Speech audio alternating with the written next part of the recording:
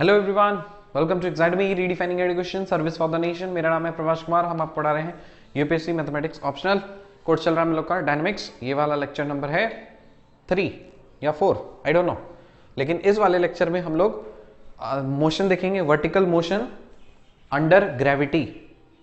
जब कभी भी ग्रेविटी के कारण से कोई आपका मोशन हो रहा होगा तो उस वाले मोशन को इसमें हम लोग सीखेंगे और इससे रिलेटेड प्रॉब्लम्स करेंगे, कैसे ग्रेविटी वाले प्रॉब्लम्स को सॉल्व करना होता है। तो आपको बेसिक ये पता होगा कि यहाँ पे जो एक्सेलरेशन की जो बात होगी, अब आप सीख चुके हैं एक्सेलरेशन क्या होता है। ग्रेविटी के कारण से अब आपका एक्सेलरेशन आएगा। तो इसको हम लोग शॉर्ट में जी से रिप्रेजेंट करते हैं। जी का वैल्यू याद रखना है 32 फीट पर सेकेंड स्क्वायर। कभी कभी क्वेश्चन आपको फीट पर सेकेंड स्क्वायर में दिए जाते हैं, तो इससे 32 फीट पर सेकेंड स्क्वायर एफपीएस सिस्टम में, मतलब फुट पाउंड सेकेंड में, 981 सेंटीमीटर पर सेकेंड स्क्वायर सीजीएस सिस्टम में, मतलब सेंटीमीटर ग्राम और सेकेंड वाले सिस्टम में, 9.81 मीटर पर सेकेंड स्क्वायर, इसको मीटर किलोग्राम सेकेंड या फिर सिस्टम में इंटरनेशनल वाले यूनिट सेक्शंस में ये सारी वैल्यूज होती है। अब क्योंकि वर्टिकल हो रहा है तो दो ही पॉसिबिलिटी हो सकती है, या तो ऊपर से नीचे जाएगा या तो नीचे से ऊपर आएगा। ठीक है, तो एक एक करके हम सीखते हैं। केस ए है हमारा डाउनवर्ड मोशन। तो डाउनवर्ड मोशन में क्या होता है, लिखिए, if a particle is projected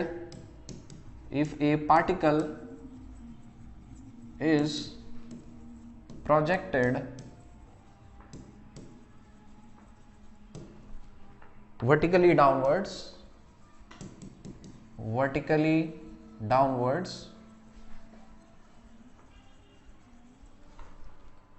from point A with initial velocity u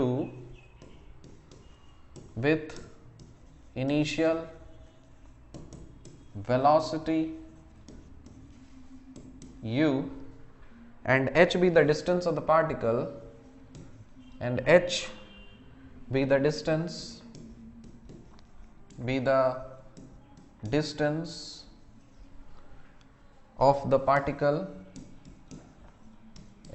distance of the particle from A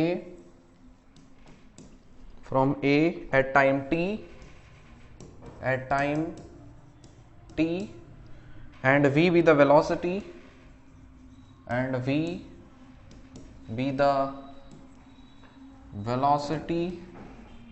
attained at that time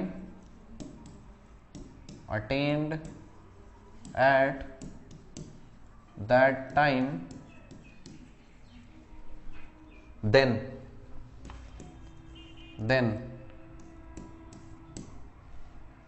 जैसे आपका इक्वेशन था v equals to you plus A t, इसमें कोई फर्क नहीं पड़ने वाला, लिख देंगे v is equal to you plus g t. दूसरा इक्वेशन था मेरे पास s is equal to U T plus half A T square. s के जगह पे हम h कर देंगे, तो इसको लिखेंगे h is equal to U T plus half G T square. Third, v square is equal to you square plus 2gh। Previous वाले लेक्चर से हमने सीखा था तीन equations, v equals to you plus A T, equations of motion बोलाते हैं। फिर s is equal to U T plus half A T square. तीसरा, v square is equal to you square plus 2as। मैंने क्या किया, downward वाले motion में a को हटा करके आप g रिप्लेस कर दे रहे हो और s को हटा करके आप h रिप्लेस कर दे रहे हो। मीनिंग नहीं बदलेगा, बस सेंस बदल जा रही है। मतलब एक्सेलरेशन है, सेंस बदल गया, मतलब ये नॉर्मल एक्सेलरेशन आपका नहीं है, ये एक्सेलरेशन ड्यू टू ग्रेविटी है। और ये s जो आप डिस्टेंस ले रहे थे इस तरह से, वो अब डिस्टेंस नहीं हाइट बन चुका है। तो यहाँ पे आपका, इसीलिए मैंने ये पूरा स्टेटमेंट लिखा है ताकि आपको समझ में आए। अब ये पार्टिकल का मतलब आप जानते हो, मैंने काफी अच्छी तरह से आपको पार्टिकल और बॉडी वगैरह सब क्लियर कर दिया है।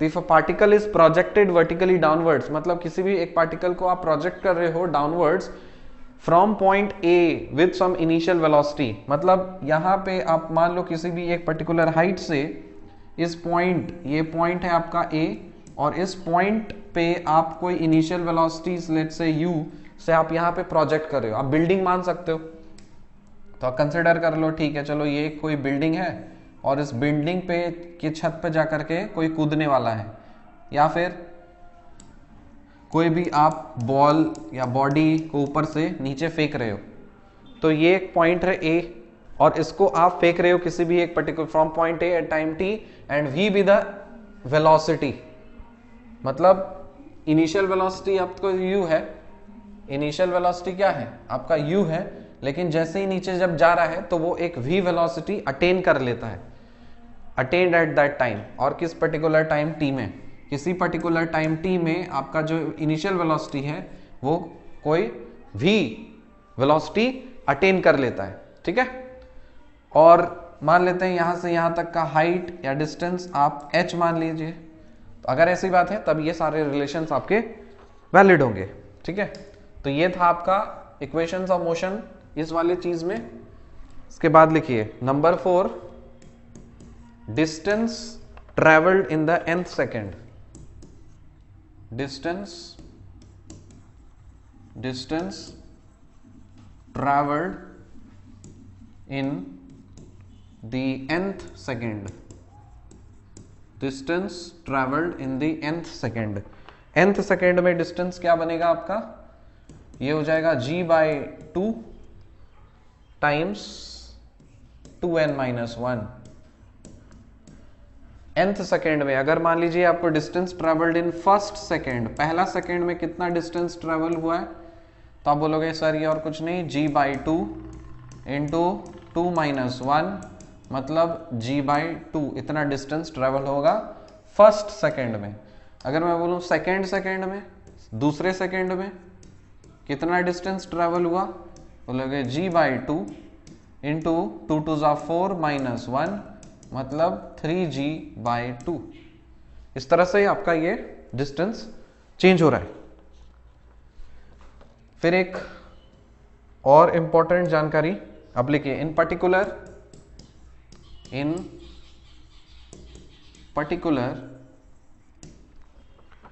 if the body starts from rest, if the body starts from the rest, अगर कोई बॉडी आपका रेस्ट से शुरू हो रही है और is simply letting fall, और is simply letting fall,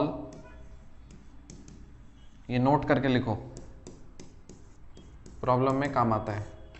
in particular if the body starts from the rest और इज सिंपली लेटिंग फॉल, और is simply let fall, simply let fall लिखो, और इज सिंपली लेट फॉल, और dropped, और dropped,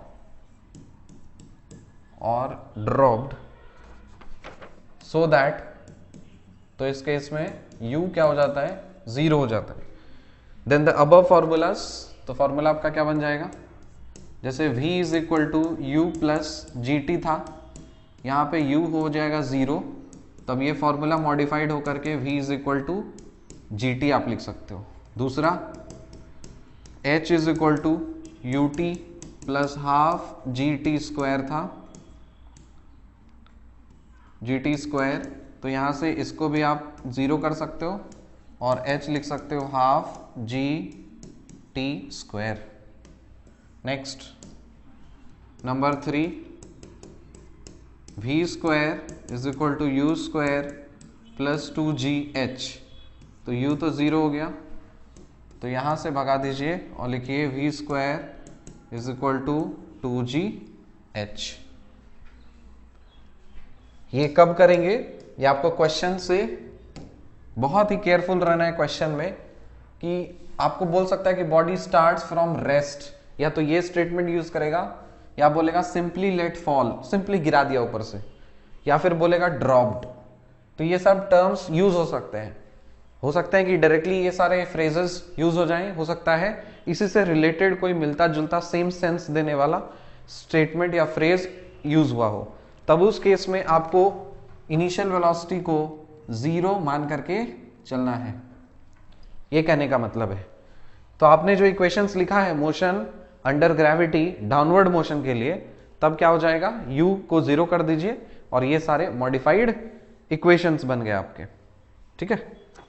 और चौथा क्या हो जाएगा इस केस में, चौथा वाला, distance travelled in nth second, distance travelled in nth second, nth second में distance travelled g/2 into 2n minus 1, और यहां पे u प्लस होता था, अच्छा सॉरी, यहां पे प्लस u आएगा, plus u plus u, u miss था। तो distance travelled in nth second में ये वाला फॉर्मूला, जब आप इनिशियल वेलोसिटीज को पुट करोगे 0, तब बन जाएगा g/2 इंटू 2n माइनस 1, ठीक है। तो आपने देख लिया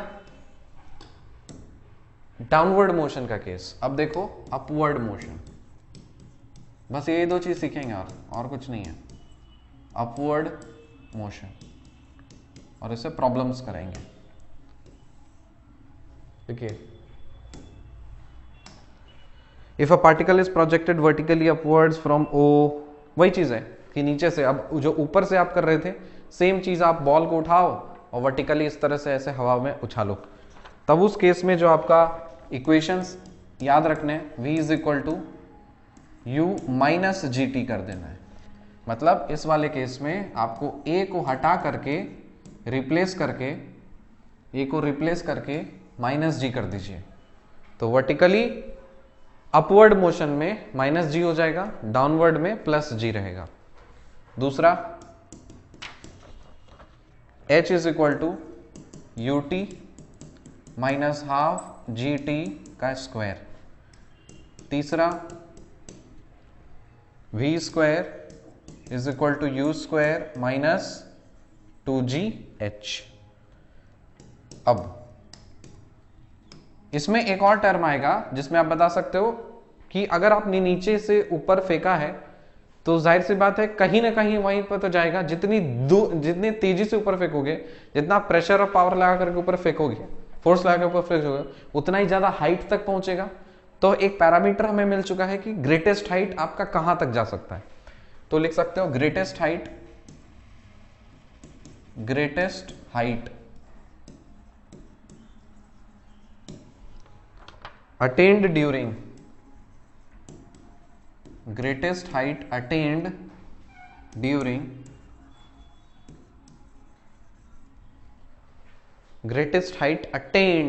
during upward motion,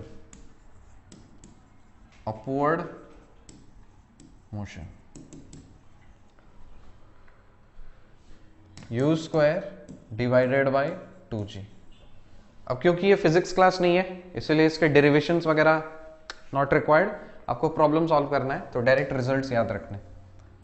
number 5, time to reach the greatest height, time to reach the greatest height, कितना समय लगेगा उसको पहुंचने के लिए, वो होगा u divided by g। Number 6, time of flight,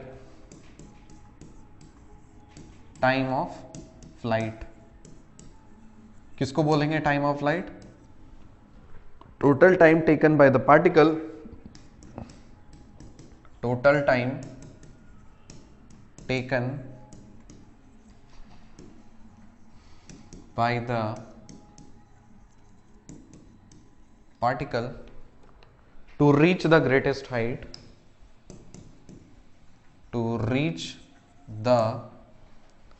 greatest height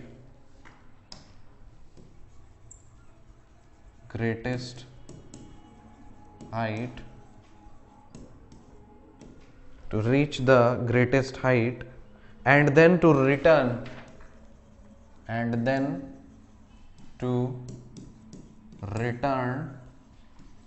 to the starting point.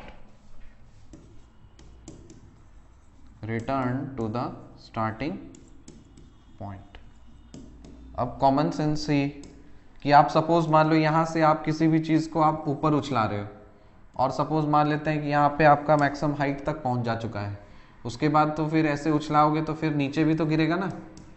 आपने कुछ ऊपर फेंका तो फिर नीचे भी तो आया।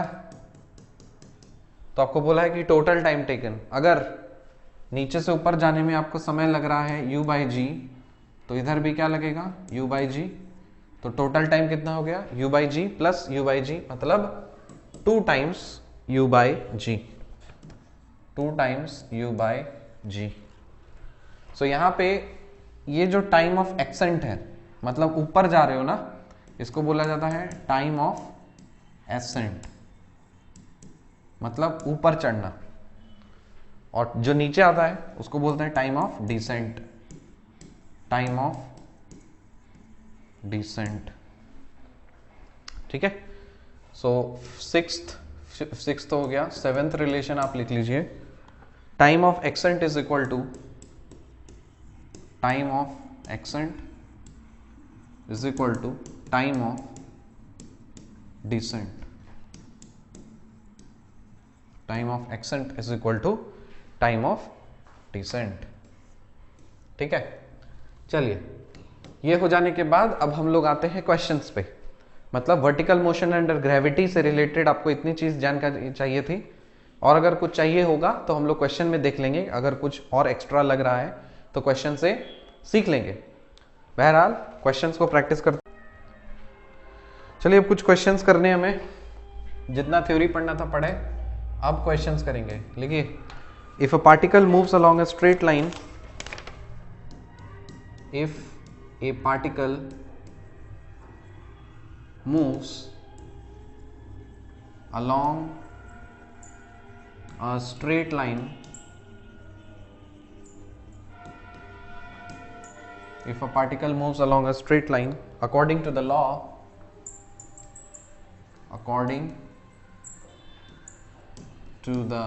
law, s square is equal to at square plus 2bt plus c, where s is the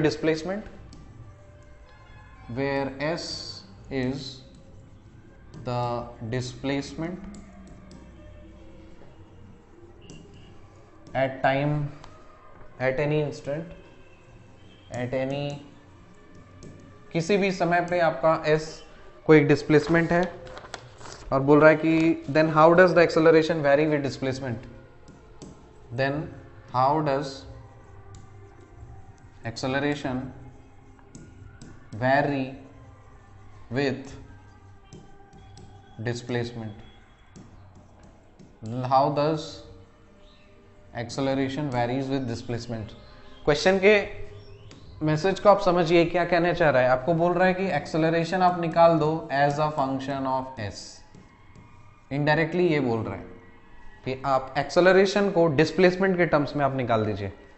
चलो सॉल्व करें, लिखो सॉल्यूशन। बेसिक कॉन्सेप्ट मुझे पता है कि सपोज आपका डिस्प्लेसमेंट अगर एस है तो इसका डेरिवेटिव अगर हम लेंगे तो वेलोसिटी मिलेगी, इसका डेरिवेटिव अगर हम लोग लेंगे तो एक्सेलरेशन मिलेगा। इसके नीचे नहीं जाना है आपको, डेरिवेटिव लेते चले जाना है। उससे पहले आपको डिस्प्लेसमेंट का इक्वेशन चाहिए। यहाँ पे दिया हुआ है कुछ अजीब सा, एस स्क्वायर बोल दिया, S square is equal to A T square plus 2bt plus C बोल दिया। लेकिन इससे काम चलेगा क्या? हमें एस स्क्वायर तो डेरिवेटिव नहीं चाहिए, हमें वेलोसिटी चाहिए, तो उसके लिए ds बाई dt चाहिए होगा। तो हम यहाँ से पहले s को लिख देंगे A T square plus 2bt plus C, और इसके पावर में 1/2। दोनों साइड डिफरेंशिएट करो, सो वेलोसिटी आ जाएगी ds बाई dt। इसको डिफरेंशिएट करो, जब आप इसको डिफरेंशिएट करोगे तब क्या हो जाएगा? देखो, इसका डेरिवेटिव तो होता है कि 1/2 रूट एक्स जैसे d d x of root x क्या होता है 1/2 रूट एक्स, तो ये हो जाएगा 1/2 into A T square plus 2bt plus C, ये वही का वही रहेगा, बी टी प्लस सी पावर में 1/2, इसमें तो कोई चेंजेस नहीं। लेकिन आपको इसके रिस्पेक्ट में डेरिवेटिव लेना था, तो आप लिखोगे D D T of A T square plus 2bt plus C, इसका डेरिवेटिव। तो यहां से वेलोसिटी क्या हो जाएगी, इसका डेरिवेटिव क्या हो जाएगा 280 प्लस 2b, 280 प्लस 2b, ठीक है। और नीचे में हो जाएगा 2 times a T square plus 2bt plus C power में 1/2। अब देखो ऊपर में भी 2 नीचे में भी 2 कॉमन लेकर के काट सकते हैं, तो हमें वेलोसिटी मिल जाएगी AT plus b divided by AT square plus 2bt plus c के पावर में 1/2, ये आपका वेलोसिटी आए, ठीक है। अब एक्सेलरेशन क्या करते हैं, निकाल सकते हैं, तो यहाँ पे कोई डायनेमिक्स का जरूरत नहीं, यहाँ पे क्या चाहिए आपको, मैथमेटिक्स डेरिवेशन चाहिए। तो बस इसको डेरिवेटिव करना है, मैं नहीं कर रहा, क्यों, क्योंकि समय बचेगा, हमें डायनेमिक्स के कॉन्सेप्ट से फोकस करना है। तो डेरिवेटिव की क्लास तो नहीं है, डेरिवेटिव की क्लास के लिए आप कैलकुलस में करेंगे। तो आपका ये टास्क है, इसको आप फिर से टी के रेस्पेक्ट में डेरिवेटिव लोगे तो आपको एक्सेलरेशन मिलेगा। तो मैं डायरेक्ट रिजल्ट लिख दे रहा हूँ, आप जब सिंप्लीफाई वगैरह करोगे ना तो आपको आ जाएगा यहाँ पे relation A C minus B, simple सा एक छोटा सा रिलेशन आएगा A C minus B divided by S cube, और ये है आपका आंसर, क्योंकि यही था आपका टारगेट कि आपको एक्सेलरेशन को डिस्प्लेसमेंट के टर्म्स में दिखाना था, तो जो आपने दिखा दिया। So this is your answer, ठीक है। मूव ऑन करते हैं हम लोग सेकेंड क्वेश्चन पे। लिखिए, 2 particles of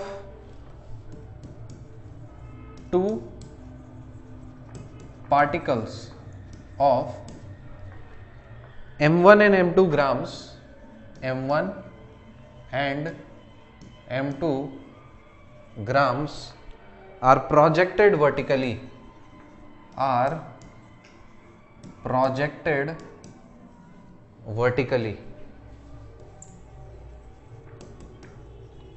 दो पार्टिकल्स हैं m1 एंड m2, दोनों का अलग अलग वजन है, मास है, so they are projected vertically upwards, दोनों को ही ऊपर फेंका, such that the velocity of projection such that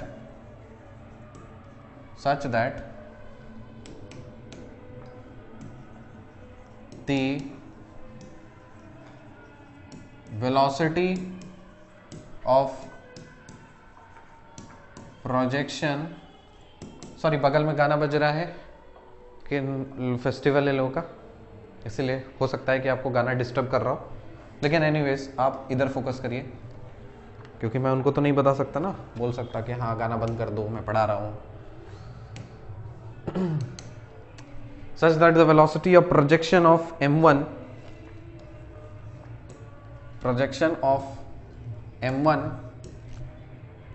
is double that of m2, is double that of m2 if the maximum height to which the maximum height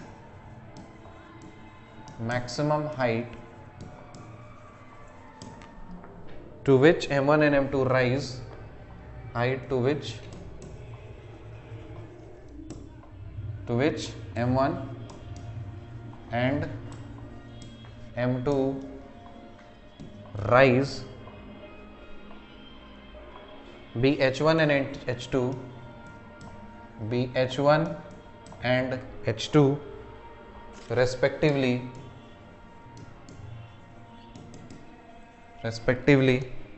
then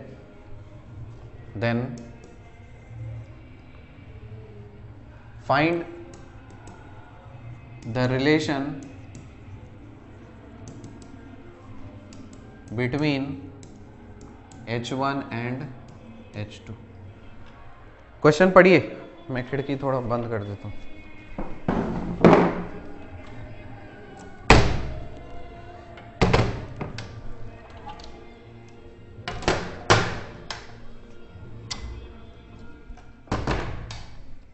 I guess this is better।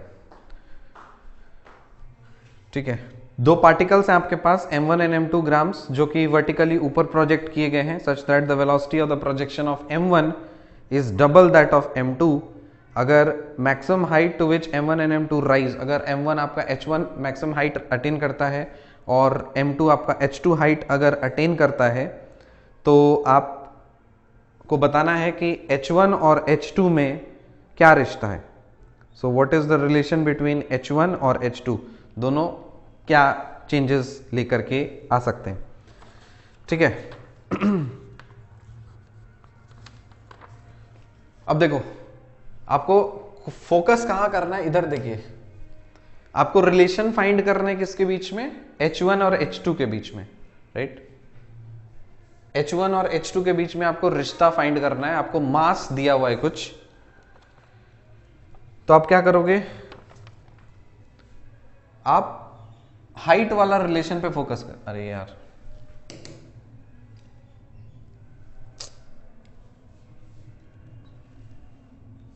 ऐसे ही sudden कुछ भी हो जाएंगे क्या।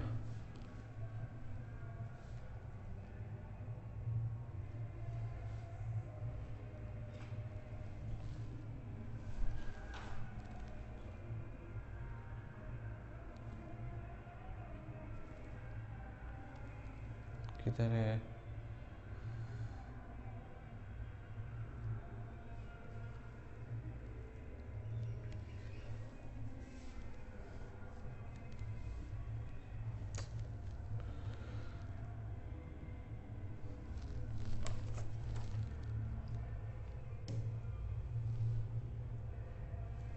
आज का किधर गया।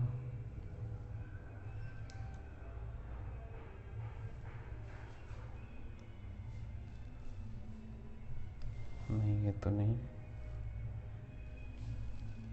देखिए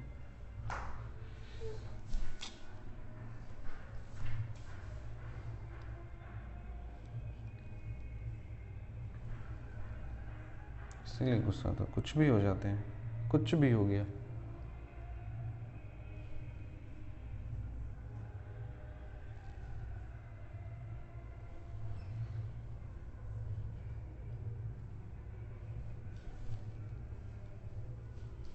कहाँ पहुंच गया, किस दुनिया में, हट। चलो ठीक है, क्वेश्चन आपने लिख लिया, उसी को सॉल्व करते हैं। आज दिन खराब है। इसमें बोला था कि आपका m1 है, मतलब सच that the velocity of projection of m1, मतलब दो मास हैं आपके m1, और इसका जो वेलोसिटी है, सपोज मान लेते हैं कुछ u है या u1 है, और दूसरा मास था आपका m2, इसका कुछ वेलोसिटी लेट्स से u2 है, और आपको बोल रहा है कि velocity of projection of m1 is double that of m2। इसकी जो वेलोसिटी है, m1 का जो वेलोसिटी है वो उसका डबल है, इसका डबल है। तो हम मान लेते हैं, ठीक है चलो, अगर ये u है तो ये 2u होगा, कॉमन सेंस की बात। अगर m2 का अगर वेलोसिटी u है तो m1 का वेलोसिटी 2u होगा। तो हमें ग्रेटेस्ट हाइट फाइंड करना था, तो ग्रेटेस्ट हाइट का फॉर्मूला क्या लिखाया था आपको, h is equal to u by greatest height u square by 2g। So h आप जानते हो, h is equal to you square divided by 2g।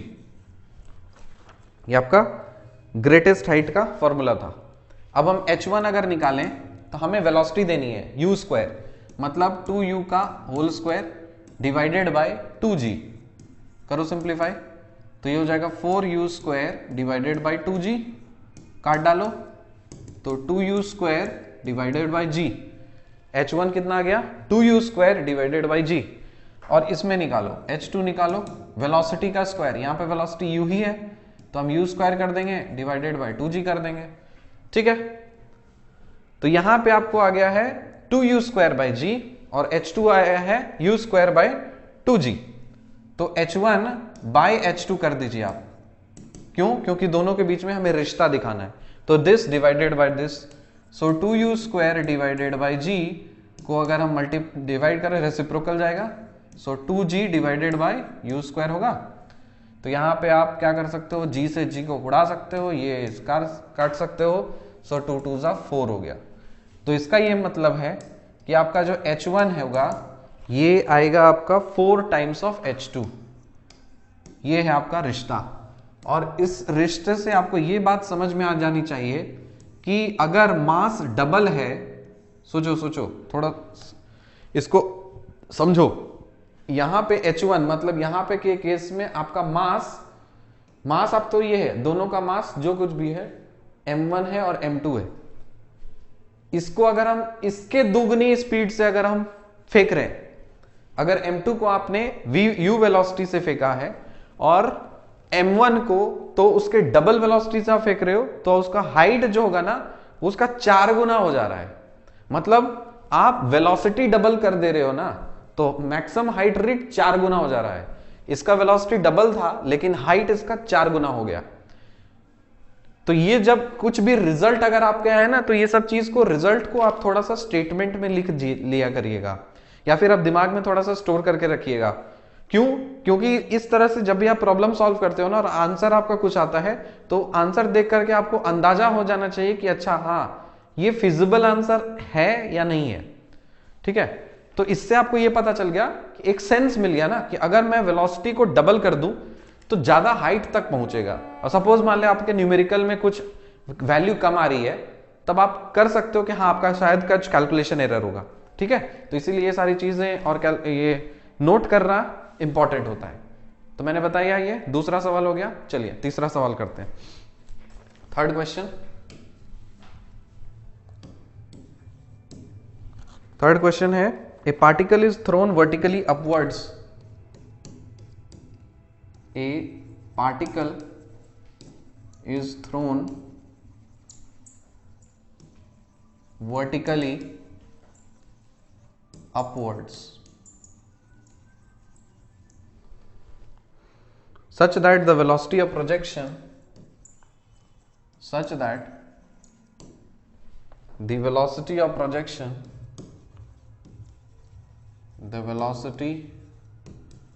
of projection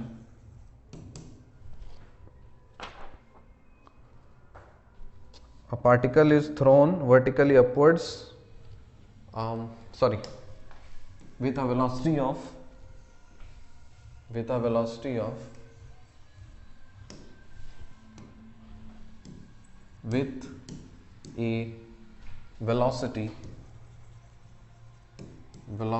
of 30 metre पर सेकेंड 30 मीटर पर second. Find the greatest height.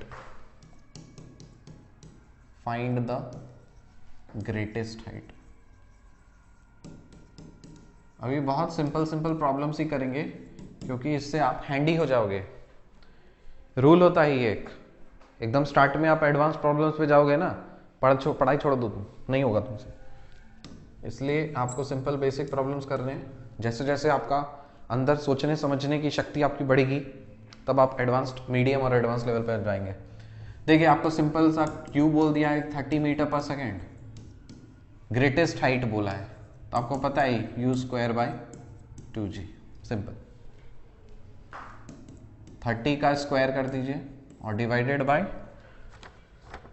2 times 9.8 करोगे। सब कुछ perfect है, metre पर सेकेंड में भी है, मीटर पर सेकेंड स्क्वायर में भी है। इसको सॉल्व करोगे तो 45.91 मीटर आएगा। अगला सवाल देखिए, क्वेश्चन नंबर 4।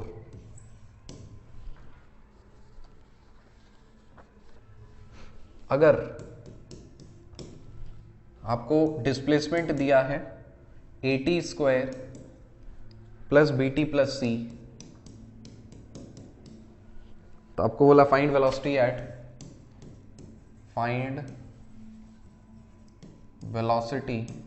एट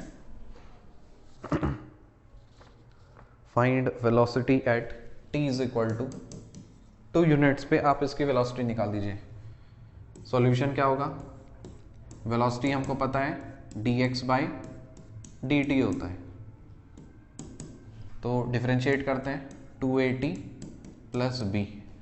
अगर वेलोसिटी निकालनी है कहाँ पे, at t is equal to 2, तो इसमें 2a टाइम्स 2 पुट कर दो प्लस b, तो ये आ जाएगा 4a प्लस b। सो 4a प्लस b, ये हो गया answer. Next question,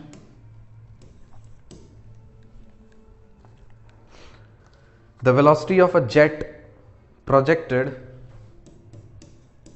the velocity of a jet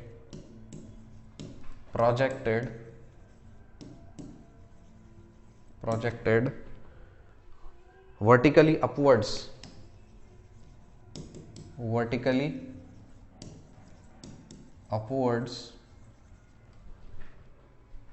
to reach a height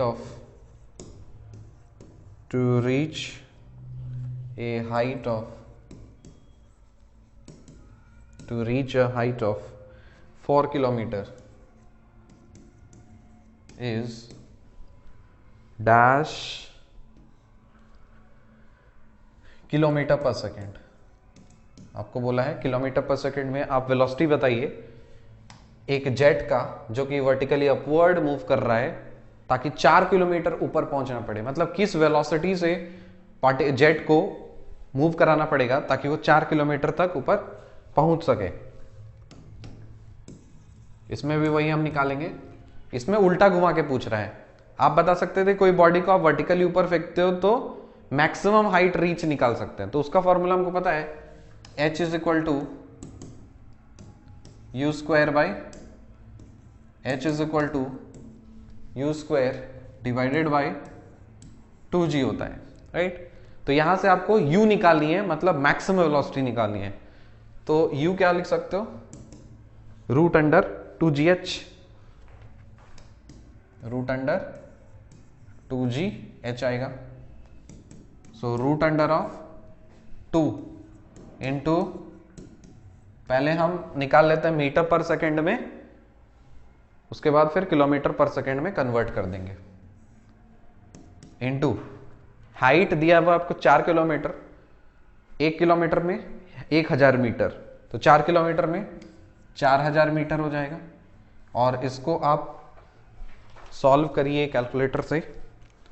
so 2 into 9.81 into 4000 root under answer, तो ये कर दीजिएगा 280, 280.1428 मीटर पर सेकेंड। अब इसको किलोमीटर पर सेकेंड में कैसे कन्वर्ट करेंगे, 1 मीटर में 1/1000 होता है, तो बाई 1000 कर दोगे तो कितना आएगा 0.28 किलोमीटर पर सेकेंड। इतने स्पीड से उसे फेंकना होगा, 1 सेकेंड में वो इतना किलोमीटर पहुंच जाएगा। नेक्स्ट क्वेश्चन करते हैं, an object was thrown vertically downwards, an object was thrown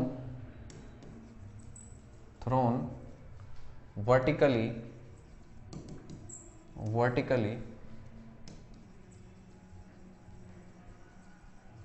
downwards, नीचे फेंका आपने, with initial velocity v naught, with initial velocity v naught, with initial velocity v naught, if during the 5th second of its fall, if during the fifth second of its fall, during the 5th second of its fall, it travels 3 by 2 times the distance it travels, 3 by 2 times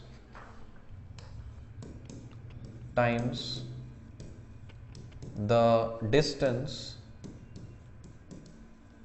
3 by 2 times the distance it had traveled during the third second, it had traveled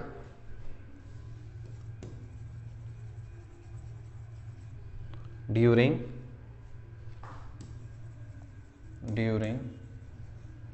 the third second. Tricky question है ये, third second, then the value of V naught, then find V naught, तब आपको निकालना है find V not. पढ़ो, बहुत tricky question है और मजा भी आएगा इस सवाल को सॉल्व करने में।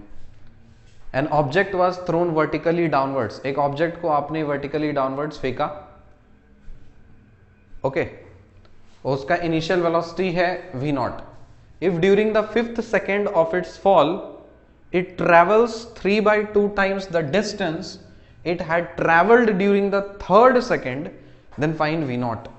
मतलब nth सेकेंड में डिस्टेंस निकालना आपको सिखाया था कि what is the distance travelled in nth second, तो मैं लिख दे रहा हूं distance travelled in nth second, short में लिख दिया। What is the distance travelled in nth second, formula आपको बताया था u plus g by 2 multiplied with 2n minus 1, ये बताया। अब बोल रहा है कि if during the fifth second of its fall it travels 3 by 2 times the distance it had travelled during the third second, मतलब आपको एक बार थर्ड सेकेंड पे कितना डिस्टेंस ट्रेवल किया है, साथ ही साथ फिफ्थ सेकेंड पे कितना डिस्टेंस ट्रेवल्ड किया है वो आपको निकालना ही पड़ेगा। तो हम एक काम करते हैं, distance travelled in third second निकालते हैं। So what is the distance travelled in third second, n की वैल्यू 3 डालनी है, सो हम लिख सकते हैं u plus g by 2 times 3 दूनी 6, 6 माइनस 1 5, कितना हो गया u plus 5g by 2, so u plus 5g divided by 2, perfect. Distance travelled in third second, fifth second कितना होना चाहिए, u प्लस g बाई 2, 5 दूनी 10, 10 माइनस 1 9, सो 9u प्लस 9g बाय 2, ये बोल रहा है। साथ ही साथ ये भी बता रहा है an object was thrown vertically upwards, okay sorry vertically downwards with initial velocity v not, आपका इनिशियल वेलोसिटी आपका v नॉट है, तो हम यहां पे u की जगह पे v नॉट करते हैं, तो लिख दिया मैंने इतना, और बोला है कि देखिए ये चीज तो सही है कि distance travel during the third second ये निकल चुका है, distance travel during the fifth second भी ये आपने निकाला, तो ये निकाल ही चुका है, ठीक है, इसमें तो कोई दिक्कत ही नहीं है।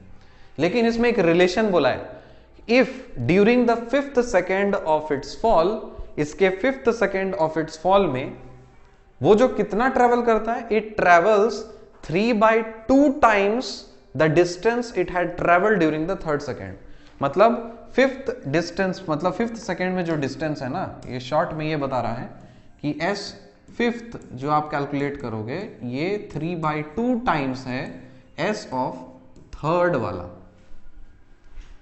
तो यहां से आप क्या आते हैं, v naught plus 9g divided by 2 is equal to 3 by 2 times of v naught plus 5g divided by 2, ये एक रिलेशन मिला है। अब इसी रिलेशन से आपको बस v नॉट का एक्सप्रेशन फाइंड करना है, तो यहां पे आप लिखोगे this implies v naught plus 9g divided by 2 is equal to 3v naught by 2 plus 5 दिया 15 g डिवाइडेड बाई 4। अब इसको इधर फेंक दो, इसको इधर लेते आओ। सो 3/2 -1 करना होगा तो कितना आएगा? 3/2 -1 करो, 3 - 2 1 1/2, सो हाफ हो जाएगा ये। So this will be V0 divided by 2 is equal to, इसको इधर लेके आएंगे।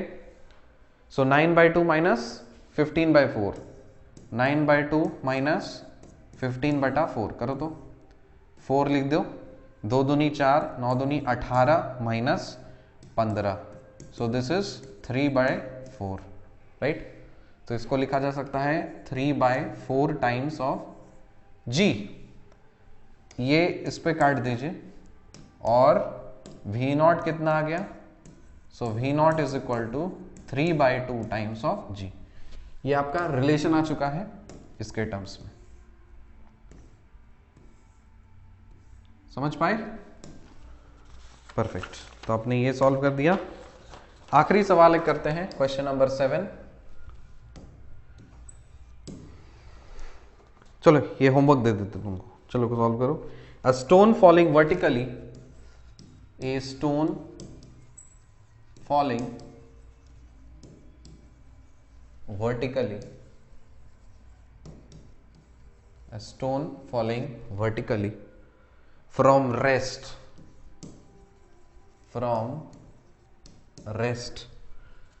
travels half of its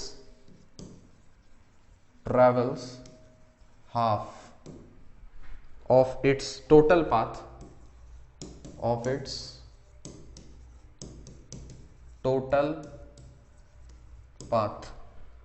in the last second of its fall,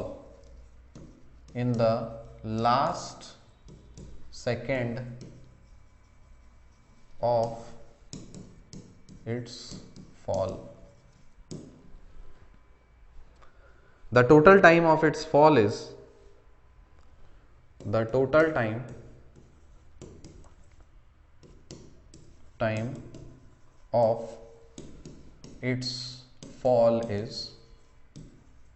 मैं कुछ ऑप्शंस दे देता हूं, less than 2 seconds, equal to 2 seconds, greater than 2 seconds। अच्छा, मतलब greater than 2 but less than 3, कैसे लिखेंगे? 2 लेस देन x, या टाइम दे देते हैं ना, 2 less than t less than 3, ठीक है, ये सब सेकेंड्स में। और चौथा ऑप्शन ग्रेटर देन 3 seconds। इसको आप सॉल्व करिए। सवाल फिर से पढ़िए। A stone falling vertically from rest travels half of its total path in the last second of its fall. तो यहां पे तो क्लियर ही हो गया कि ऊपर जा रहा है स्टोन या नीचे जा रहा है, गिर रहा है। Stone falling vertically from rest से नीचे गिरा, travels half of its total path in the last second of its fall, आखिरी सेकेंड में वो अपना आधा पाथ कवर किया है। सो टोटल टाइम कितना कवर किया होगा वो आपको बताना है कुछ इस तरह से। मैं इसलिए से आपको तोड़ करके इसलिए बता रहा हूं क्योंकि जब आप तोड़ के आप पढ़ोगे ना तो कॉन्सेप्ट्स आपको अच्छे से दिमाग में घुसेंगे। स्टार्टिंग में मैंने बता दिया कि आप एक बार में डायरेक्ट जंबल्ड क्वेश्चंस में जब जाएंगे तब आपसे ना तो स्टैटिक्स, ना तो डायनेमिक्स, ना तो मैकेनिक्स, ना तो फ्लूइड डायनेमिक्स क्वेश्चंस हिलेंगे आपसे। बता रहा हूं मैं आपको, स्ट्रिक्ट वार्निंग दे रहा हूं, चिल्लाना मत। इसीलिए आपको sectional wise, topic by topic problems उसको सॉल्व करते आना चाहिए। मैं बता रहा हूं कि ये वाला क्वेश्चन या ऐसा क्वेश्चन एग्जाम में आपको नहीं पूछा जाएगा, नहीं आता। लेकिन जब आप ये सब चीज नहीं करोगे तो जो आपको पूछा जाता है वो नहीं बन पाएगा आपसे, ये भी है। आप उठाओ प्रीवियस ईयर का क्वेश्चन, मैंने दिखाया था पहला लेक्चर में, मिक्स करके आते हैं क्वेश्चंस, मिक्स करके आते हैं, पूरा जंबल्ड होकर के आते हैं, 2-3-4 कॉन्सेप्ट्स को क्लब करके क्वेश्चंस आते हैं।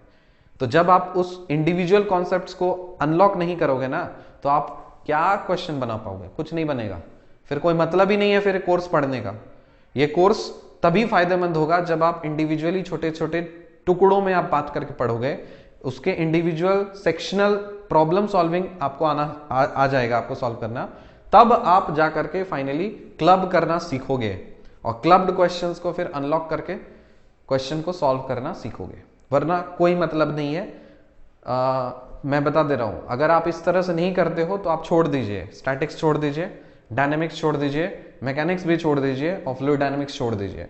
अगर आप ये चार मतलब ये जो स्ट्रेटेजी मैंने आपको बताया आप तोड़ तोड़ कर नहीं पढ़ोगे तो छोड़ दो। कितना भी पढ़ लोगे ना, कितना भी तिस्मात खान बन जाओ, एग्जाम में नहीं हिलेगा सवाल, हम बता दे रहे हैं। वो तभी हिल पाएगा जब आप उसके फंडामेंटल्स को, आप क्वेश्चंस को आप करेंगे। इसलिए मैं इतने छोटे छोटे प्रॉब्लम्स करा रहा हूँ, बट ट्रिकी प्रॉब्लम्स हैं, कंसेप्चुअल प्रॉब्लम्स हैं। एक ये कॉन्सेप्ट्स को अगर आपने ग्रास्प करना सीख लिया तो फिर कोई बड़ी बात नहीं है कि आप चारों के चारों कोर्सेज को आप कर पाओगे, क्योंकि चारों का चारों कोर्सेज आपका फिजिक्स रिलेटेड कोर्स है, इंजीनियरिंग रिलेटेड कोर्स है। समझ में आ रही है बात? अगर आ रही है तभी आगे बढ़े, वरना मत बढ़े। इसको सॉल्व करके कमेंट सेक्शन में डाल देना। इस वाले लेक्चर में हम लोगों ने सीखा vertical motion under gravity. Gravity के कारण से कोई मोशन अगर ऊपर जा रहा है या नीचे जा रहा है तब वैसे प्रॉब्लम्स को कैसे सॉल्व करते हैं।